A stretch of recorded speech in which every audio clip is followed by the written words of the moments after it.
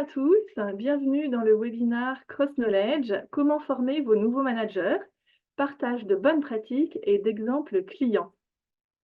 Aujourd'hui, c'est un webinaire qui est fait par des experts pour des experts. Donc, nous vous invitons à participer activement, à mettre les questions dans le chat. En effet, votre regard nous intéresse et viendra enrichir la discussion au fil du webinaire. On fera une session de questions-réponses, bien sûr. La session sera enregistrée. Nous partagerons par la suite l'enregistrement au sein d'un hub de contenu avec plein d'infos intéressantes. Moi-même, je suis Digital Learning Expert. J'anime la communauté RH et Learning de Cross Knowledge. Et si nos clients viennent nous voir depuis 23 ans, c'est pour notre expertise autour de la création de programmes de formation qui ont un impact fort sur les métiers et sur les compétences stratégiques de l'entreprise. Ce matin, on est ici entre pairs pour un partage de bonnes pratiques. On sait en effet que l'ancrage des connaissances s'appuie sur 3 piliers. D'une part, un apprentissage en autonomie, couplé à de l'échange au sein d'un groupe. Deuxièmement, de la mise en pratique. Et enfin, c'est un cercle vertueux qui se crée de renforcement des compétences. C'est aussi l'ADN de Cross Knowledge. Et c'est pourquoi on est ici aujourd'hui avec nos deux expertes, Juliette Bojanic et Caroline Mériot. Juliette, je te laisse la parole. Bonjour, je suis Juliette Bojanic, je suis responsable de l'équipe Solution Consulting en France. Avec mon équipe, on s'occupe de designer les programmes, les solutions de formation en fonction des besoins de nos clients, en utilisant un petit peu tous les assets, tous les ingrédients qu'on a chez Cross Knowledge et dans notre écosystème. Et je suis accompagnée aujourd'hui de Caroline. Bonjour, moi je suis Caroline Mériot, je suis Learning Design Consultant chez Cross Knowledge depuis plus de 3 ans maintenant. J'ai passé le plus gros de ma carrière dans le monde de l'enseignement supérieur, dans les business schools, et notamment HEC, où j'ai beaucoup travaillé avec des professeurs en management. Et donc mon rôle chez Cross Knowledge, c'est d'accompagner nos clients sur le design de leur parcours de formation. Donc vraiment créer des parcours sur mesure avec nos clients, mais je fais aussi du conseil et de l'audit de parcours et de la formation en learning design.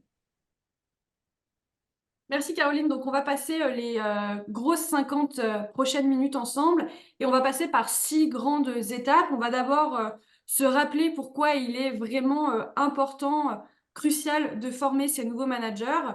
Ensuite, on se posera les questions sur les fondamentaux d'un programme nouveau manager. Quelles sont les questions à se poser impérativement avant de voir quels sont les ingrédients clés d'une formation à succès. Et ensuite, on balayera 2 types d'approche avec des exemples clients, l'approche d'un programme sur étagère qui existe déjà, avec ici l'exemple de ArcelorMittal Jubail, et puis ensuite une approche plus sur mesure avec ici l'approche de Evonik, et puis on terminera comme toujours avec les enseignements clés. Donc je vous propose qu'on débute avec quelques chiffres pour se rappeler pourquoi la formation des nouveaux managers est vraiment cruciale et vraiment importante. Peut-être que c'est votre cas, peut-être que c'est le cas de certains de vos collègues ou de personnes que vous connaissez, mais devenir manager n'est pas forcément l'ambition principale des collaborateurs. Puisque, en effet, un collaborateur sur 2, un nouveau manager sur 2 a vraiment demandé à devenir manager. Donc ça, c'est un premier enseignement qui est intéressant, c'est que tout le monde n'a pas envie, tout le monde n'est pas fait pour être manager, et donc ces first-time managers, il est important de bien sélectionner ces first-time managers. C'est pas parce que je suis excellent dans ce que je fais au quotidien qu'ensuite je serai un excellent manager, et d'ailleurs peut-être que j'ai pas envie de le devenir. Donc on a déjà ce premier écueil, et en plus de ça, beaucoup de nouveaux managers sont parachutés sans forcément avoir demandé à l'être, et en plus de ça, ils nous disent qu'ils se sentent pas suffisamment préparés, accompagnés à devenir manager, puisque là c'est un pourcentage qui est énorme. 89% des nouveaux managers déclarent ne pas avoir été convenablement préparés à être manager. Alors, les conséquences, elles sont importantes. D'abord parce que ce nouveau manager, il va pas réussir à faire correctement son job au quotidien. Il va y avoir peut-être des soucis d'accompagnement, peut-être qu'il va y avoir des difficultés dans la compréhension de sa mission. Ça peut avoir des conséquences sur la performance et ça peut aussi entraîner des départs, puisque aujourd'hui, on a plus de 80% des salariés qui disent « Si moi, demain, je dois quitter mon entreprise, la principale raison, ça serait à cause de mon management. » Et donc là, on rentre dans un cercle vicieux puisqu'on sait à quel point c'est compliqué de recruter, on sait à quel point on a une guerre des talents en ce moment. Et donc, si on rentre dans ce cercle vicieux de départ et puis ensuite de recrutement compliqué, on comprend à quel point il est crucial d'investir sur ces nouveaux managers. Alors oui, tout à fait, merci Juliette. On va lancer un sondage sur justement toutes ces questions pour démarrer. Est-ce que vous avez, alors la question c'est quoi? Est-ce que vous avez un programme dédié pour les nouveaux managers? Donc on vous laisse quelques secondes pour y répondre. Oui, nous avons un programme dédié. Nous travaillons sur un programme dédié à l'heure actuelle. Pas de programme dédié ou uniquement un programme de management global.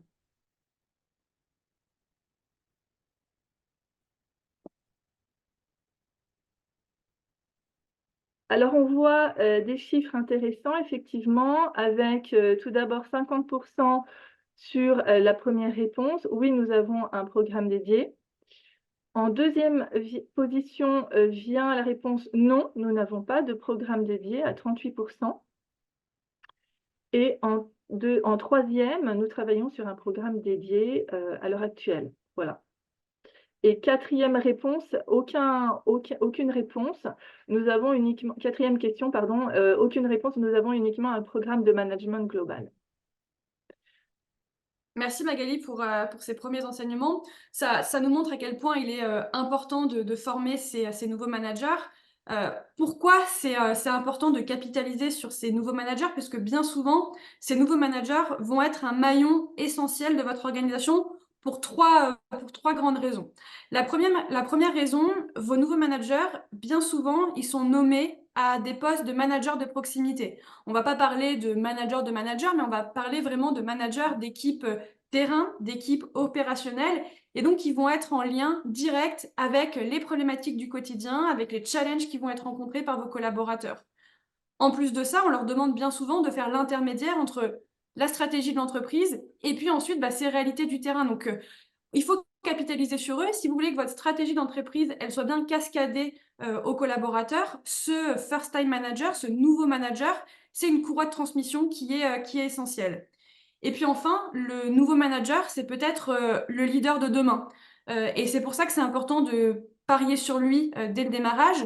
Je dirais pour deux raisons principales. D'abord, dans une logique de rétention des talents. On parlait un petit peu plus tôt à quel point c'est compliqué de recruter. Donc, plus je peux fidéliser mes talents, mieux c'est. Et puis, mon leader de demain, depuis le début, il va rentrer dans cette culture de l'apprentissage. Il va être habitué à être formé. Et donc, progressivement, au fur et à mesure, il pourra lui aussi insuffler cette culture de l'apprentissage. Donc, c'est vraiment un collaborateur, le nouveau manager, à choyer en termes de formation pour ces trois grandes raisons. D'accord, merci Juliette. Donc on voit voilà, des managers qui sont importants. On a vu les raisons pour lesquelles il faut les choyer, comme disait Juliette. Et là, on va évoquer avec vous les fondamentaux d'un programme de nouveaux managers, les questions à se poser. Oui. Alors, avant de lancer un programme nouveau manager, et d'ailleurs, on a vu dans le sondage que certains d'entre vous étaient en pleine conception d'un programme pour les nouveaux managers, il y a des fondamentaux, des questions clés à se poser. Le premier volet de questions, ça va être toutes les questions autour du contexte. Pourquoi aujourd'hui on lance ce programme de formation? Quel est le contexte? Quel problème on vient résoudre? Ça, c'est vraiment les fondamentaux pour que vos collaborateurs, quand ils vont être inscrits à ce programme Nouveau Manager, ils comprennent le sens de la formation, ils comprennent ce qui leur est demandé.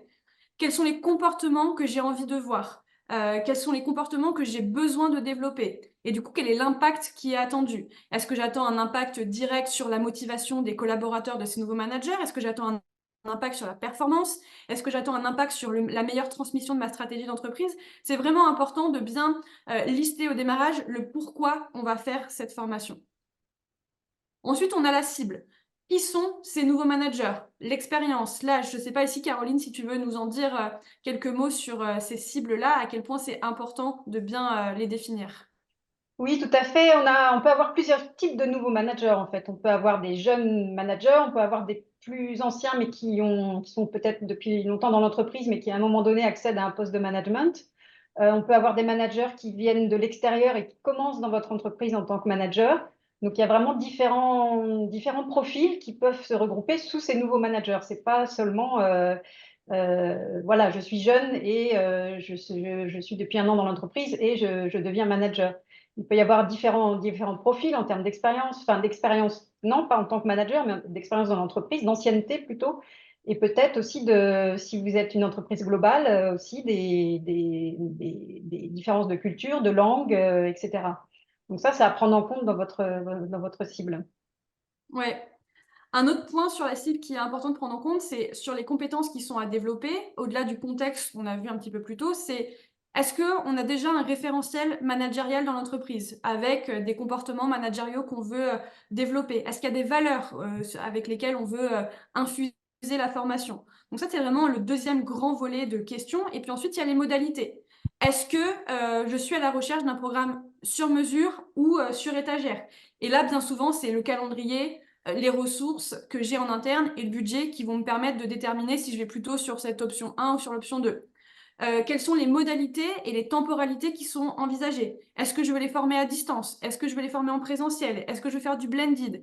Combien de temps j'ai pour les former? Est-ce que c'est des managers que je peux isoler sur une longue période ou au contraire, il faut que ça s'inscrive dans leur vie quotidienne professionnelle? Et quelles sont les ressources dont je dispose déjà, que ce soit en termes de contenu, de référentiel, peut-être de charte managériale, de contenu sur le management que je souhaite intégrer, mais aussi de ressources internes que je peux mobiliser, des sachants qui vont pouvoir aider à la co-conception du dispositif.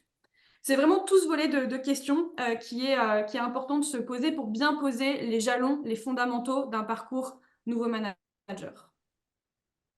Merci Juliette. Donc on voit le suspense augmenter puisque au fil du webinar, voilà, on vous fait part de notre expertise. Et désormais, le sujet maintenant, voilà, ce sont les ingrédients clés d'une formation à succès. Qu'est-ce qui fait que la recette prend que eh bien, les nouveaux managers sont correctement formés? On a trois grands piliers chez Cross Knowledge pour faire des formations managériales à succès. Et puis Magali, tu le disais en introduction, on fait ça depuis une vingtaine d'années. Donc ce sont des piliers qu'on a éprouvés. Le premier pilier, ça va être autour des contenus. Pour apporter des bases, des fondamentaux en management, on a besoin d'un apport théorique de qualité.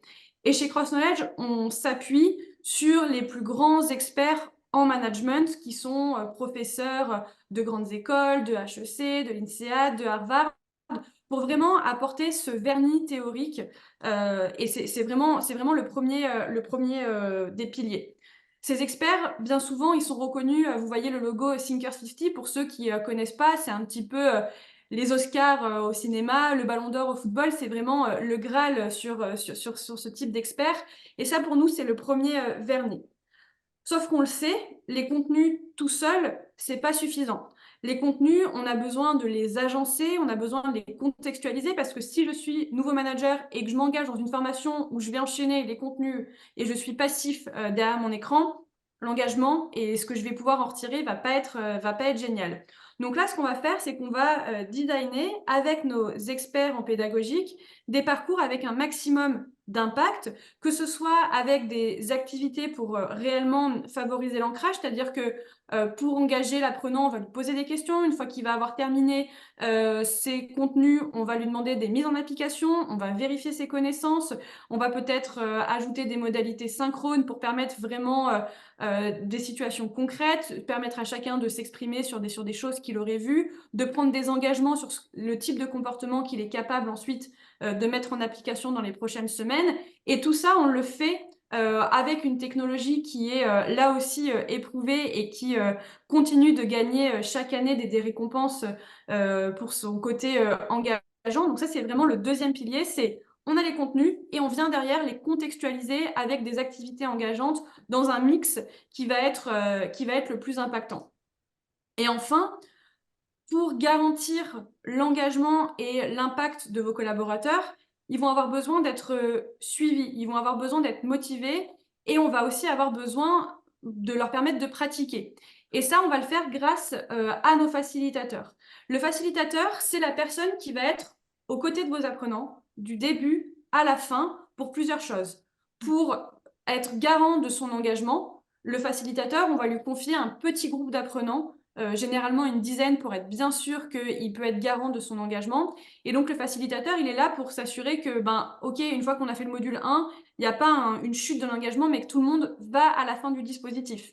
Le facilitateur, il va être là aussi pour répondre aux questions, pour animer les forums. Il va aussi être là lors des moments synchrones, pour permettre de faire de la mise en pratique, des jeux de rôle, du brainstorming, mettre les équipes en petits groupes pour pouvoir travailler sur des sujets particuliers. Le facilitateur, il va vraiment être là pour pouvoir engager vos groupes d'apprenants du début à la fin via tout un panel d'activités qu'on va vous détailler maintenant. Oui, donc pour rebondir sur ce qu'a dit Juliette, le facilitateur ne va pas juste animer les sessions en présentiel, il va aussi faire de la facilitation en ligne. Et ça, c'est très important parce qu'on sait que quand on apprend en ligne, on est seul derrière son écran. On a beau avoir des activités sociales, on peut vite se désengager. Donc, quand il y a un animateur qui facilite aussi la partie en ligne, qui répond aux questions, qui réagit, qui met des likes, qui interagit, on sent qu'on n'est pas seul derrière son écran et on est un peu plus motivé. Et donc, ce format avec une partie en ligne, une partie en live, donc que ce soit des classes virtuelles ou du face-à-face, en général, on les agrémente de plein de petites modalités en plus, parce qu'on sait que c'est des modalités qui renforcent vraiment le programme et l'impact du programme. Donc, on peut avoir, très souvent, on fait une session de kick-off au départ, surtout c'est de l'apprentissage en cohorte. De faire une session de départ, ça va vraiment lier un peu les participants dès le départ. On ajoute parfois une cérémonie de clôture aussi pour vraiment féliciter les apprenants et parfois leur délivrer peut-être un certificat aussi à la fin.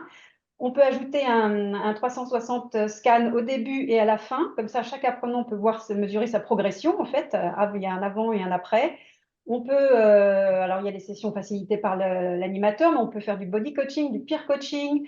Généralement, on essaye d'impliquer un maximum les managers aussi. On sait que quand il y a le support des managers derrière, donc les N+1 des participants, il y a un meilleur engagement. Et on peut, dans certains cas, on a aussi des masterclass où on invite un guest speaker. Donc, ça peut être un expert dans un domaine, un professeur qui vient parler. Ça met un petit peu d'animation dans le parcours. Et on sait que quand il y a toutes ces modalités-là, eh bien, on apprend mieux, on est plus motivé et on a un meilleur impact à la fin. D'accord. Et Caroline, est-ce que ces différentes activités, ces modalités, elles sont dans l'ordre indiqué sur cette slide ou pas? Non, pas forcément. Alors, bien sûr, le kick-off, on va le faire au départ et la cérémonie de clôture à la fin. Mais après, par exemple, la masterclass, on peut la mettre un peu n'importe où dans le programme. Le buddy coaching et le peer coaching, ça va être tout au long du programme. Donc là, voilà, c'était une façon de présenter les différentes activités, mais on peut les faire un peu dans l'ordre qu'on veut. D'accord. Alors, pour clôturer justement cette slide sur les modalités, pour faire une transition ensuite, on a un sondage. Alors, que faites-vous au niveau modalité de formation à l'heure actuelle? Quel est votre existant? Est-ce que vous êtes uniquement sur du digital, uniquement sur du présentiel, peut-être, ou alors un peu des deux, avec une combinaison des deux modalités, à moins que vous ayez aussi une autre organisation. Donc, on vous laisse quelques secondes pour répondre et on viendra analyser ensemble les résultats. Alors, c'est intéressant effectivement. Donc, on est à 50% un peu des deux. En deuxième position, à ex-aequo, uniquement du présentiel à 22%, uniquement du digital à 22% aussi. Et puis, en quatrième, là, on n'a vraiment personne qui répond sur d'autres modalités. Voilà. Juliette Merci. ou Caroline, est-ce que tu veux rebondir sur ce sondage? Non, c'est intéressant et on voit que la modalité blended, j'imagine, est bien développée. Et on va le voir dans les exemples qu'on va partager juste maintenant. C'est un des secrets de la réussite. Tout à fait. Donc, on va maintenant aller encore plus dans le concret. On a vu les modalités, on a vu eh bien justement les ingrédients. Là, on va voir deux approches, l'une sur étagère avec l'exemple ArcelorMittal Jubail, et puis une approche aussi customisée sur mesure dans un second temps avec Evonik. Ouais, merci Magali. La première approche qu'on va voir, donc c'est l'approche sur étagère. Là, on le disait un peu plus tôt quand on doit se poser les questions. Est-ce que je veux plutôt aller sur une approche sur étagère, une approche sur mesure? L'approche sur étagère, c'est l'approche idéale quand vous avez un calendrier, une fenêtre de temps qui est réduite devant vous, puisqu'en fait, tout est déjà packagé. On a deux types d'exemples à vous montrer. Le premier exemple, c'est un dispositif qui s'appelle donc Relever les défis des leaders intermédiaires. Et ça, c'est un programme qui est intégralement conçu par CrossKnowledge et qui est prêt à déployer chez vous. Quand je dis intégralement conçu, c'est que la partie online, digitale est faite avec une sélection de ressources, avec une contextualisation qui est faite, avec des activités qui sont engageantes, avec également des moments synchrones, un kick-off, des workshops pour pouvoir pratiquer, une cérémonie de clôture. Et donc, on a également la mise à disposition des facilitateurs qui est faite. Donc là, de votre côté, il n'y a pas grand-chose à faire, puisque vous voyez les quatre volets qui sont présentés en semaine 1, 2, 3 et 4. C'est un programme qui dure donc 4 semaines, où on estime que ça va nécessiter un engagement de 15 heures pour vos managers. Sur ces 15 heures, on va avoir à peu près 60% du temps qui va être passé live, synchrone, avec ses pairs, avec le facilitateur, et puis 40% qui va être passé en apprentissage autonome, à faire les prérequis pédagogiques, à aussi travailler sur des exercices qui seront à rendre et corrigés par le facilitateur. C'est un petit peu ça le ratio. Là, on conseille de mettre vos collaborateurs en petits groupes, un groupe d'une dizaine de managers, pour leur permettre de pratiquer ensemble. Pourquoi 10 personnes? 10 personnes, je le disais un peu plus tôt, ça permet aux facilitateurs d'être garants de l'engagement, mais ça permet aussi à chacun de s'exprimer. Ça permet de prendre en compte les problématiques de chacun de vos managers. Et puis, on peut avoir des personnes qui, quand elles sont face à une audience un peu plus large, vont peut-être être un peu plus réticentes ou plus timides à exprimer des choses qu'elles auront envie de dire. Là, l'avantage du petit groupe, c'est que le facilitateur va pouvoir faire partager tout le monde. Donc là, ce qui est attendu de votre part avec ce type de dispositif, c'est bien évidemment expliquer à notre facilitateur, à nos équipes, quel est le contexte, pourquoi vous lancez ce programme pour les nouveaux managers. Et ensuite, la contextualisation sera faite lors des moments synchrones. Et après, j'ai envie de dire qu'il n'y a pas grand-chose de plus qui est attendu de votre part, puisqu'on a déjà fait tout le travail. La deuxième approche sur étagère, c'est ce qu'on va appeler du semi-mesure. Si je prends un parallèle, on achète un vêtement et puis on va l'essayer pour voir si ça va bien avec les accessoires, on va peut-être le retoucher un petit peu pour que ça nous aille mieux, etc. Là, c'est ça. Qu'est-ce qu'on a fait? C'est que là, on a déjà créé toute la trame pédagogique digitale. C'est un programme qu'on a séquencé en 6 étapes, que vous voyez à l'écran, qui là est vraiment destiné aux nouveaux managers, à des personnes qui viennent de prendre leur rôle de manager, avec vraiment quelles sont les bases du management, comment je dois définir mon rôle, comment je vais travailler avec mon équipe, comment je vais pouvoir mesurer la performance, etc. Donc là, on est sur vraiment des fondamentaux du management, toujours développés avec nos experts, toujours avec des activités qui sont engageantes. Là, ici, on voit l'introduction, donc on explique un petit peu les différents chapitres. On invite ensuite les collaborateurs à faire connaissance, donc exprimer qui ils sont, qu'est-ce qu'ils attendent, etc. Donc là, vous n'avez pas à vous soucier, encore une fois, de cette partie-là. Ça a été fait, pensé par nos experts pédagogiques. La seule chose qu'on peut faire ensemble, c'est on peut rajouter les événements synchrones. Peut-être que vous souhaitez, je ne sais pas, se dire, peut-être non, nous, la définition du nouveau rôle, on veut ici, on a un expert en interne, on voudrait faire parler un ambassadeur. C'est des choses qu'on va pouvoir faire. Cette structure-là, vous pouvez la prendre et, si nécessaire, l'ajuster. Et ce qu'on peut faire également, donc ce que je disais, c'est rajouter ces événements synchrones. Là, on a fait un exemple où on viendrait rajouter au démarrage un kick-off. Et là, on travaille avec vous les objectifs pédagogiques. Qu'est-ce que vous voulez qu'on voit pendant ce kick-off? Et donc là, généralement, nous, on va vous faire des propositions. L'avantage ici, c'est que vous allez pouvoir vraiment adapter, contextualiser en fonction de vos besoins. C'est pour ça qu'on l'appelle le semi-mesure, puisqu'on s'appuie sur une base qui est solide, mais en même temps, ça vous permet de venir contextualiser avec, si nécessaire, des contenus et puis ajouter cette contextualisation forte avec les moments synchrones. Et donc, cette approche sur étagère, c'est l'approche qu'on a poursuivie avec ArcelorMittal Jubail. ArcelorMittal Jubail, ils ont déployé un programme de développement à destination de leurs jeunes professionnels, un programme assez long, un programme de 12 mois qui couvre les fondamentaux du management.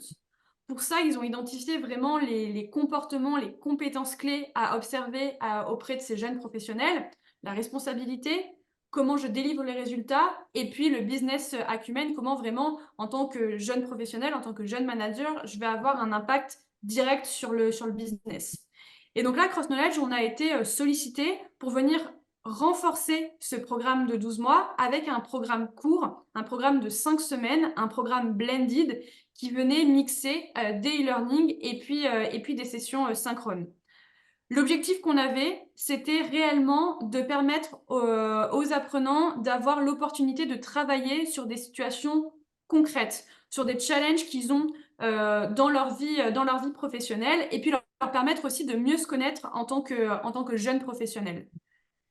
Très concrètement, c'est un programme qui avait cette structure-là dont on a une image à l'écran, avec d'abord en première semaine la semaine d'accueil, avec une session de kick-off et puis ensuite de l'apprentissage en ligne autonome, puis ensuite un enchaînement d'apprentissage en ligne autonome et puis de workshops. Ces workshops étaient réalisés en anglais et en arabe. On a une trentaine de jeunes professionnels qui étaient inscrits sur ce dispositif et donc répartis en trois grandes cohortes, 3 groupes de 10, toujours pour permettre cet engagement maximum, permettre à chacun de s'exprimer. Et donc ça, c'est un programme qui a permis de développer, d'aborder les différentes compétences qu'on a à l'écran, que ce soit l'assertivité, que ce soit sur le feedback, que ce soit sur comment moi je me positionne en tant que manager. Donc voilà, c'était vraiment ça le but qu'on avait en délivrant ce programme. En termes de résultats, c'est un programme qui a été très apprécié par les jeunes professionnels qui ont donc suivi ce dispositif, puisqu'on a un NPS de 50. On a plus de 70% des apprenants qui ont complété la quasi-intégralité du parcours. Et là, encore une fois, je reviens sur le rôle du facilitateur, dont le rôle, c'est vraiment d'être garant de l'engagement des apprenants et pas faire en sorte que, après la semaine 1, plus personne revienne, mais vraiment être là pour cadencer l'apprentissage. Ce qui est intéressant aussi, c'est l'émulation sociale qu'il y a eu autour. Donc, je disais, on était sur une petite cohorte, on était sur une cohorte d'une trentaine de collaborateurs. Mais vous voyez, il y a eu énormément d'échanges, énormément de likes à tout ce qui a été posté, etc. Et là, pareil, pour renforcer une communauté managériale, c'est un format qui est très efficace. Une fois que le programme est terminé, on a vécu 5 semaines ensemble. On a eu l'habitude d'échanger ensemble et on a beaucoup de nos clients qui prolongent les formations, soit en créant des groupes WhatsApp, soit des groupes Teams. Et donc, si le manager éprouve une situation un peu difficile ou a envie d'un regard extérieur, généralement, il sait qu'il peut compter sur ce groupe de pairs avec lequel il s'est formé pendant 5 semaines. Et puis, ce qui était intéressant aussi, c'est l'identification des challenges clés sur lesquels les participants souhaitent travailler après la formation. La gestion du temps, la communication, comment je vais prioriser mes actions. Donc, ça a aussi donné des éléments à l'équipe de développement, savoir, OK, maintenant que je les ai formés sur les fondamentaux du management, sur quoi je vais former mes collaborateurs. D'accord. Donc, on voit effectivement cette grande émulation sociale. Et j'ai noté aussi le retour de certains participants.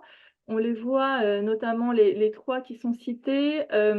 Comment j'ai mis en pratique. L'une des personnes mentionne voilà, qu'elle a vraiment apprécié sa capacité à pouvoir mettre en pratique les choses qu'elle a apprises. Ça, c'est vraiment intéressant, je trouve. Oui, et justement, on avait, là, vous voyez un petit peu les challenges clés. On avait une question pour vous sur vos nouveaux managers.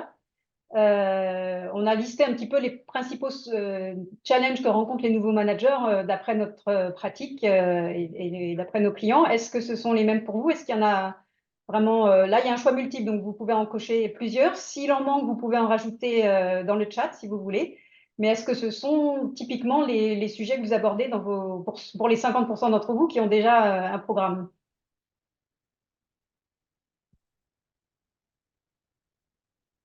général, c'est les plus souvent cités. Gérer son temps, gérer les conflits, motiver son équipe. Alors, les résultats. Donc, on a une répartition assez forte. Alors, en premier à ex-aequo, même en 3 positions, on a à 60% des réponses gérer son temps, gérer les conflits et adapter son style de leadership. Donc, ça, c'est les 3 premiers résultats au sommet. Puis vient développer la confiance. Ensuite, motiver son équipe. Et autre, Vous pouvez voilà. préciser dans le chat peut-être les autres thématiques peut-être que vous abordez.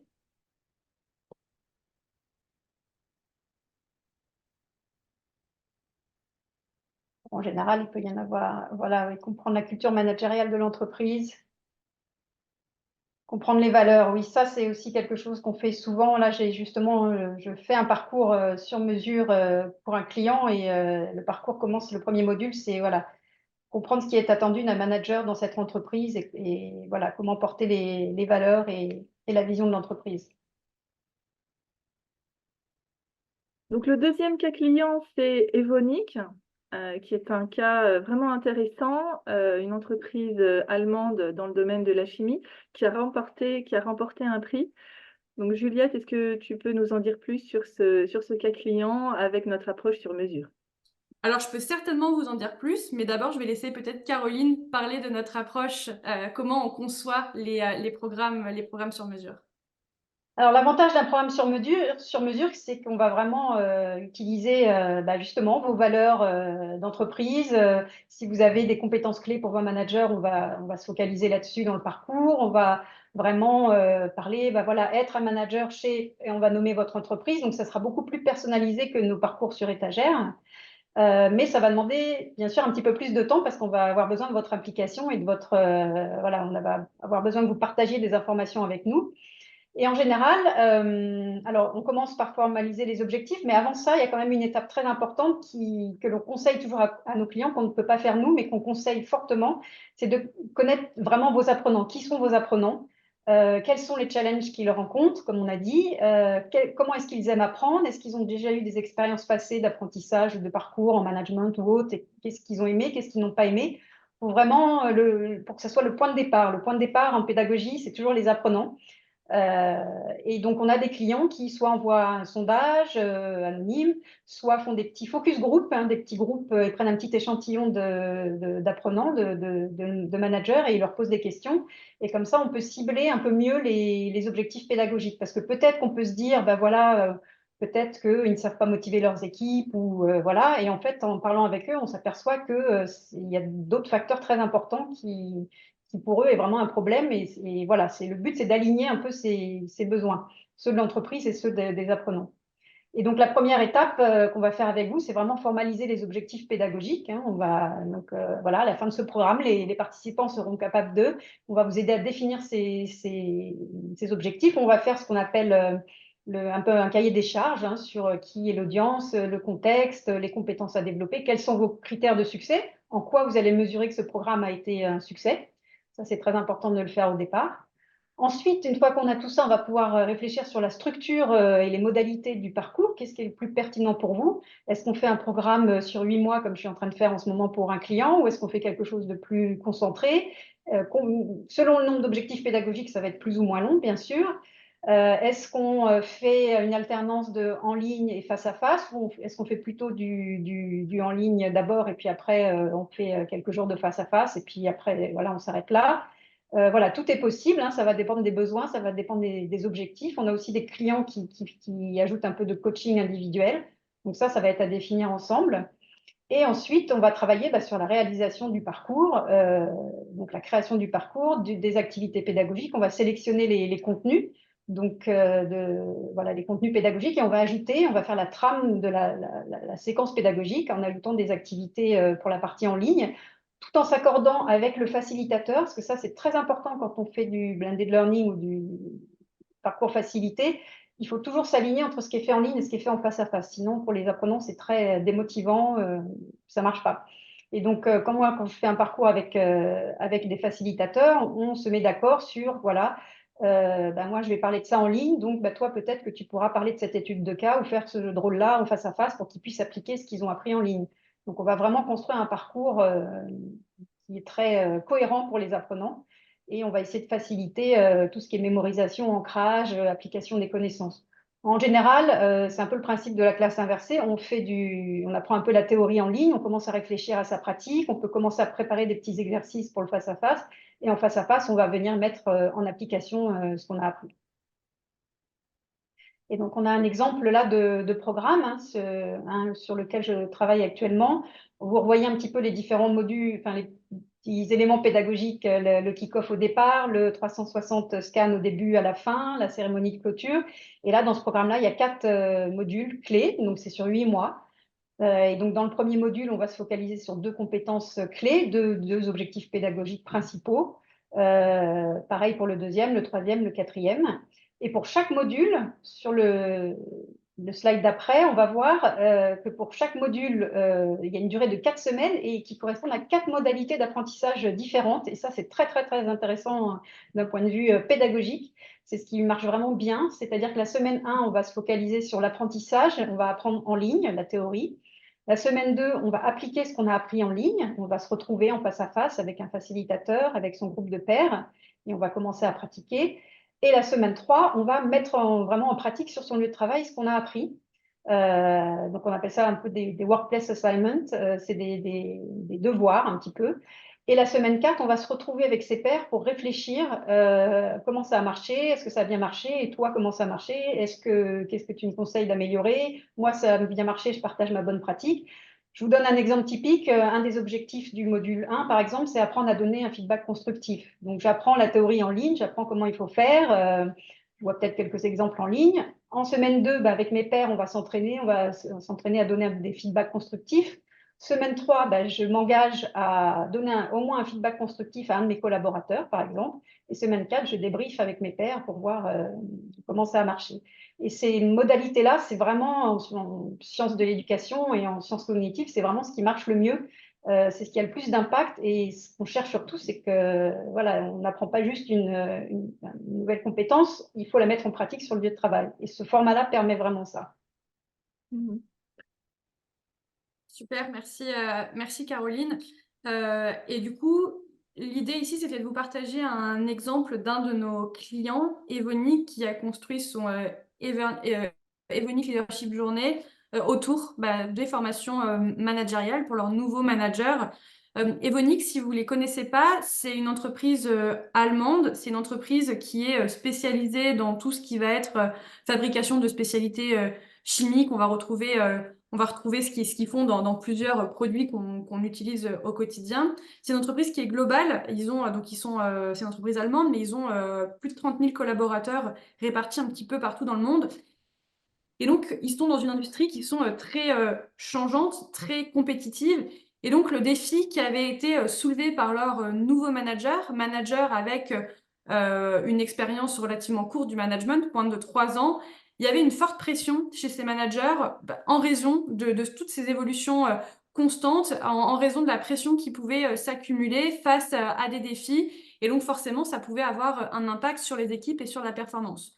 Donc là, l'idée des équipes L&D, c'était de se dire, OK, on a un défi, clairement, on a des équipes qui aujourd'hui, on a besoin de les accompagner pour mieux faire face à cette pression, à ces changements, à ce contexte vraiment incertain. Et donc, on a besoin de redévelopper nos managers avec moins de 3 ans d'expérience. Et donc, c'est pour ça qu'ils ont créé le Evonik Leadership Journée.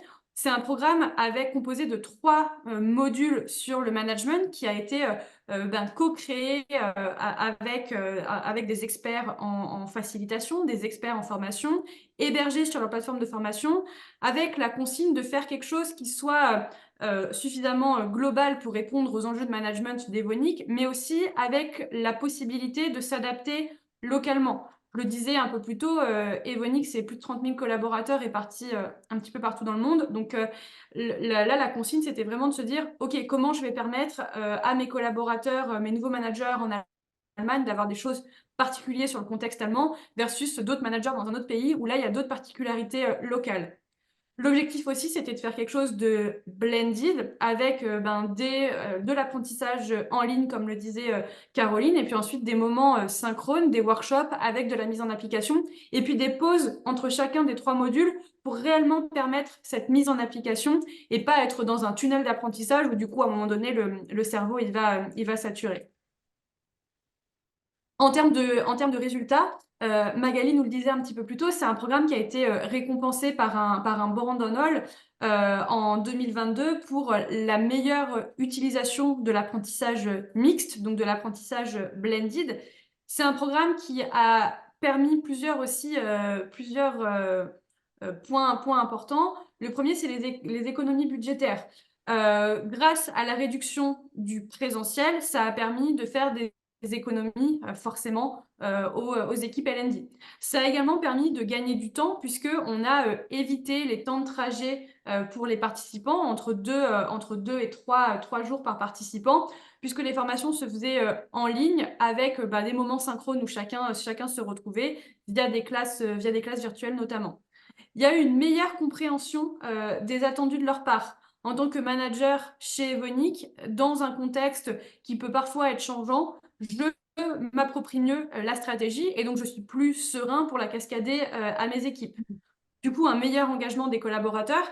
Ce qui a été beau, l'approche blended a réellement été appréciée, plébiscitée. Le fait que ça soit aussi intégré dans leur écosystème de formation. Pour les apprenants, pour les managers, c'était facile à trouver. La formation était facile à trouver. Ça a permis de créer des réflexes d'apprentissage. Ça, c'est un point et c'est d'ailleurs le feedback qu'on a ici. J'ai facilement pu intégrer la formation dans mon rythme. Forcément, les expériences en groupe ont été plébiscitées. C'est pour ça qu'on vous le dit depuis le début du webinaire. Nous, ce qu'on recommande, c'est de faire des formations en petits groupes d'une dizaine d'apprenants. C'est vraiment ce qui va permettre de favoriser l'échange. Et donc, c'est le dernier point qu'on a ici, c'est la collaboration. Ça permet vraiment de renforcer le lien, la collaboration entre les managers. Et un des enseignements clés qu'on a sur ça, donc, outre le fait de bien prendre le temps au début d'avoir un diagnostic et puis ensuite de faire une formation qui va parfaitement s'intégrer dans l'écosystème de l'apprenant, c'est du coup le format blended qui a été plébiscité. Et donc, Evonik a décidé de répliquer ce type de programme en faisant des adaptations pour leur population manager plus expérimentée. Donc, toujours avec ce principe-là des trois modules, avec un mix d'apprentissage autonome et puis d'apprentissage collaboratif. Mais voilà, de suivre vraiment cette même logique pour leurs managers expérimentés parce que c'est réellement quelque chose qui a été plébiscité au sein de l'organisation. Et peut-être une précision, justement, ces programmes-là peuvent être mis en place sur n'importe quelle plateforme. Donc, même si vous n'avez pas forcément la plateforme Cross Knowledge, on peut tout à fait faire ces beaux parcours facilités et les insérer dans votre environnement d'apprentissage. Et Oui, c'est un puis, très bon point. et aussi un aspect concernant le contexte de l'entreprise. C'est une entreprise qui est très attentive et le corporate est très attentif aux demandes des entités locales. Et donc, ils ont un besoin de très forte réactivité, justement pour répondre aux besoins du business, aux besoins des entités locales. Et avec ce système, avec la mise en place de ces programmes, justement, ils ont acquis aussi en réactivité pour coller, faire ce lien avec la stratégie, notamment, et donc coller à ce besoin aussi de comprendre le business, la stratégie, etc. Oui. Et les facilitateurs peuvent, enfin, le partenaire avec qui on travaille pour la facilitation a des facilitateurs dans le monde entier, donc ça peut être fait dans vraiment toutes les langues. Donc, c'est Et donc, une organisation voilà, globale et locale qui fonctionne très bien dans un contexte où il y a quand même une forte incertitude parce que c'est un secteur, la chimie, où il y a tous ces enjeux autour du développement durable et l'impact sur place aussi des sites de production. et je crois qu'on avait un sondage pour clôturer cette petite partie. Oui, tout à fait. Merci Juliette de me le rappeler. Donc, quelle approche vous semble la plus pertinente pour votre organisation? Est-ce plutôt une approche sur étagère, comme ce qu'on a vu tout à l'heure chez ArcelorMittal, ou bien une approche sur mesure? On a vu qu'il y a plusieurs comme chez Evonik. On a vu que sur étagère, il peut y avoir des nuances d'approche sur étagère. Donc, on vous laisse répondre. Ça sera intéressant d'avoir votre retour sur cela. Sur mesure, oui, c'est ce qui Donc marche. là, c'est vraiment la seconde approche. Ah, c'est vraiment intéressant, hein. C'est très fort comme réponse. 88% trouvent l'approche sur mesure la plus pertinente. Ouais, c'est assez intéressant. Et peut-être, Caroline, on peut préciser aussi, quand on a rédigé cette question, on disait il n'y a pas de mauvaise approche ou de bonne approche. Les deux approches sont différentes, mais complémentaires, chacune avec leurs points forts. Oui, parce que après, avec l'approche sur étagère, le contenu en ligne est bien sûr assez standard, mais la différenciation ou la customisation va se faire sur la facilitation, où là, les facilitateurs sont vraiment formés, ils ont un guide de facilitation et on peut vraiment relier le vocabulaire de votre entreprise, vos compétences clés, tout ça, ça peut être fait un peu plus pendant la facilitation. Mais les deux fonctionnent, hein, puis la preuve, parce qu'on a des clients qui font les deux et les deux fonctionnent bien. Et c'est vrai que le sur-mesure, en tant qu'apprenant, on se sent un peu plus dans l'univers de son entreprise. Forcément. Et donc, on va arriver à la fin. Ça va être le moment de conclure peut-être avec les enseignements clés.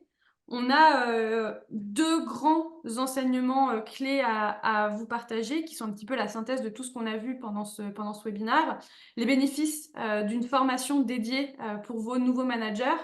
D'abord, ça va être forcément le développement des compétences. On le rappelle, on l'a vu au début, plus de 80% des nouveaux managers estimaient ne pas avoir été accompagnés, formés pour devenir nouveaux managers. Donc, le premier bénéfice évident, c'est qu'il va y avoir ce développement des compétences.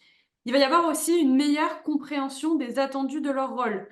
Si on ne sait pas expliquer, c'est pas forcément, on l'a vu, hein, c'est pas forcément inné, c'est pas forcément une vocation pour tout le monde le management. Hein. Un manager sur deux estime que c'était voilà, une envie de devenir manager. Donc, il y a une meilleure compréhension du rôle qui est faite. Du coup, ça va renforcer la confiance et donc la légitimité du manager. Ça, c'est souvent un écueil ou un défi auquel le nouveau manager peut être confronté, soit par son âge, soit par sa jeune expérience, soit parce qu'il était sur le terrain et qu'on lui demande de passer dans une posture managériale. Grâce à la formation, ça va permettre de renforcer sa crédibilité, sa légitimité et donc sa confiance auprès de son équipe. On va avoir aussi la favorisation de l'appartenance. Je fais partie de la communauté managériale de mon entreprise. On a créé des liens pendant un certain nombre de temps, que ce soit 5 semaines ou que ce soit plusieurs mois sur l'exemple que Caroline nous citait. Forcément, ça va créer des liens et donc on va ensuite pouvoir créer des réflexes ensemble de partage de pairs, de partage de pratiques. Et donc, voilà, je fais partie de la communauté managériale de mon entreprise. Et enfin, le dernier point, comme on l'a vu avec Evonik, une formation pour ces nouveaux managers va leur permettre d'être plus flexibles, mieux préparés aux changements que peut faire face leur entreprise. Parce que voilà, c'est bien souvent des volets qui sont vus lors des formations managériales. Et donc, ça va permettre aux nouveaux managers d'être mieux préparés. Et puis enfin, deuxième type de bénéfice, là plus pour l'organisation. En formant ces nouveaux managers, on va pouvoir espérer une amélioration de la performance. Tout ce qui n'était pas vu avant, pas fait avant par le manager, par manque de connaissances, par manque de formation, va permettre d'être résolu et donc une amélioration de la performance. Une réduction du taux d'attrition, du turnover, ça c'est important.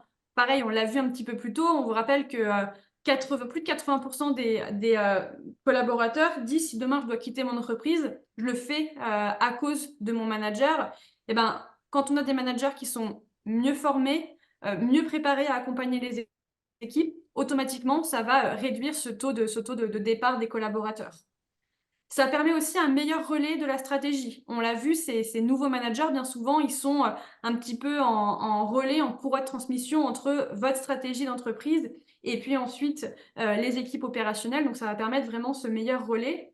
Ça va permettre aussi une fidélisation des talents clés. On l'a vu, hein, vos nouveaux managers sont peut-être vos talents de demain, et donc en les formant, ça permet de les fidéliser, mais ça permet aussi de fidéliser les collaborateurs. Si on a un manager qui est mieux formé, forcément, il va avoir plus d'impact positif auprès de ses collaborateurs. Et puis enfin, ça permet aussi de valoriser votre marque employeur.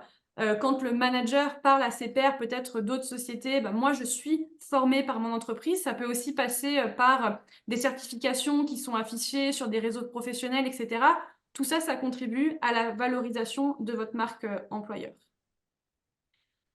Voilà, on a fait un petit peu le tour des bénéfices d'une formation réussie pour les nouveaux managers. Il nous reste, on est pile dans le timing. On s'était dit qu'on se gardait quelques minutes pour les questions. Tout à fait. Voilà, si vous avez des questions, c'est le moment. Alors, j'ai ouvert les fils de discussion et puis j'ai reçu aussi des mails avant le webinaire avec quelques questions, donc je vais faire la synthèse. Alors, l'une des premières questions qui m'a été posée, c'est la durée idéale d'un programme de formation pour les nouveaux managers. Alors, ce n'est pas une question facile. J'imagine qu'il y a bien que ce n'est pas une réponse unique. Juliette ou Caroline, est-ce que vous voulez répondre? Oui, alors il n'y a Caroline. pas de durée idéale, ça va dépendre, comme je l'ai dit, des objectifs que vous voulez couvrir. Si vos managers rencontrent vraiment beaucoup de challenges, il va falloir peut-être faire un programme un peu plus long. Si c'est voilà, vous voulez focaliser sur certaines compétences clés ou par exemple, comme ça a été dit, comprendre la culture managériale de l'entreprise et les valeurs clés et ce qui est attendu dans mon rôle de manager, là, ça va être plus court. Donc, il n'y a pas vraiment de durée idéale. Ce qu'on sait toutefois, c'est que tout le monde aujourd'hui est très occupé. On a du mal à libérer du temps pour se former. Et donc, on va faire attention à ne pas trop monopoliser du temps. On ne va pas faire des parcours en ligne de 3 heures. On va plutôt faire 45 minutes, 1 heure grand maximum. Et puis après, on fera une journée ou deux de face à face.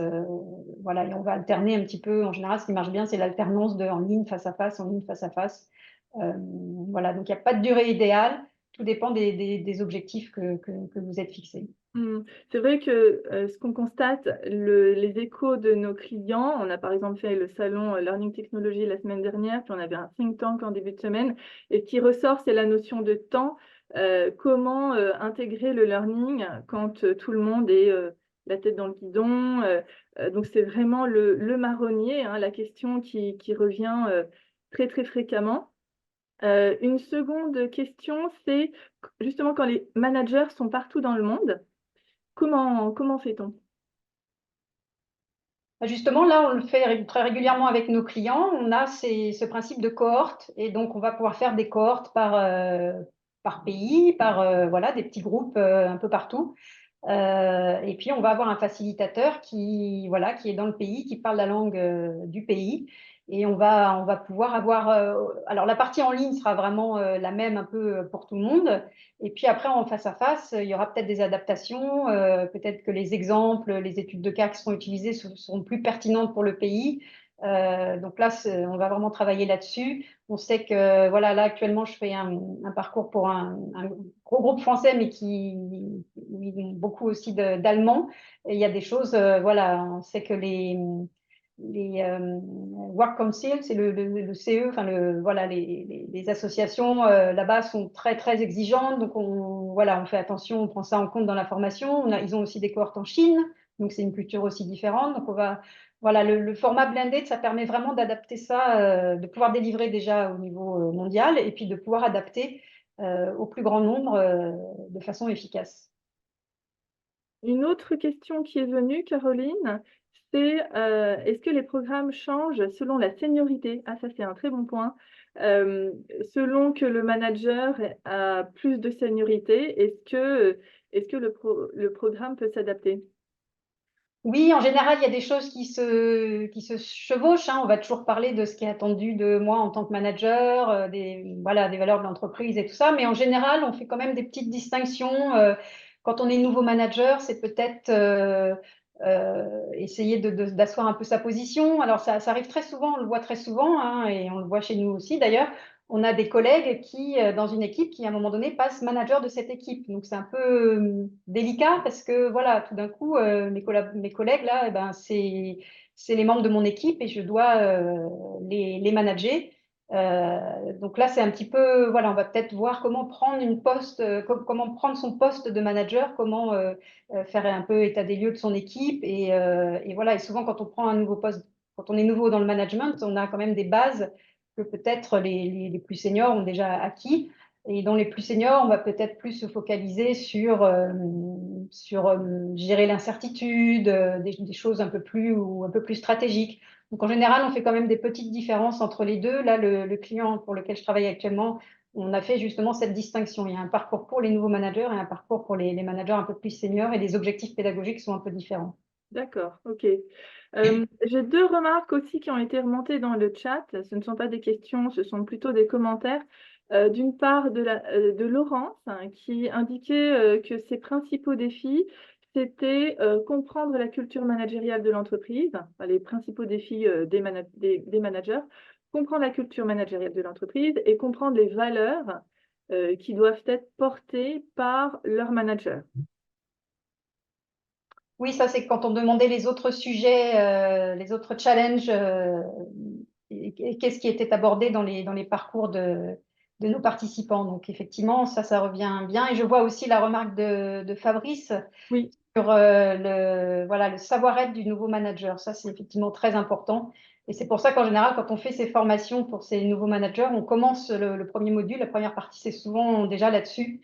Le savoir-être du manager, qu'est-ce qui est attendu de moi en tant que manager dans mon équipe. On a des très bonnes ressources d'un auteur dans notre bibliothèque de contenu de Vince Molinaro qui parle du contrat de leadership et de est-ce que je suis vraiment un leader engagé, est-ce que j'ai choisi délibérément ce poste de manager qui fait beaucoup réfléchir justement sur à quoi on s'engage et voilà, et ce savoir-être d'un nouveau manager. C'est bien. Eh bien, parfait. Alors, juste une dernière question aussi qui a été posée. Est-ce qu'on peut mettre nos propres contenus dans les programmes?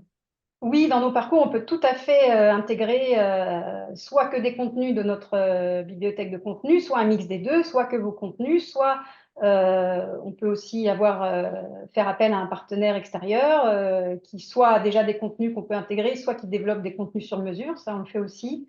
Ça, vraiment, tout est possible. On peut insérer tout type de contenu dans cette formation. Et on encourage aussi, on a certains clients qui font pas mal de témoignages, qui font des petites vidéos avec des témoignages de managers dans l'entreprise. Et ça marche super bien.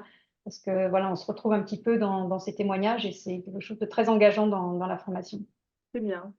Merci à toutes les deux, Caroline et Juliette. Merci aussi à nos auditeurs, à cette communauté qui nous a écoutés. Alors on va vous envoyer un hub de contenu dans lequel il y aura l'enregistrement et puis aussi pour approfondir, pour ceux qui veulent aller plus loin, il y a des choses vraiment intéressantes sur les cas clients. Et aussi, on organise des ateliers d'inspiration dont l'objectif, c'est selon les thématiques qui sont dans votre agenda, soit un agenda court terme, moyen ou long terme, on est en capacité justement d'organiser un atelier inspirationnel avec des experts chez nous pour vous permettre de creuser et de vous inspirer. Donc, faites-nous signe, bien entendu. On a été ravis d'être en votre compagnie. Merci, à très bientôt. Merci, au revoir. Et au revoir.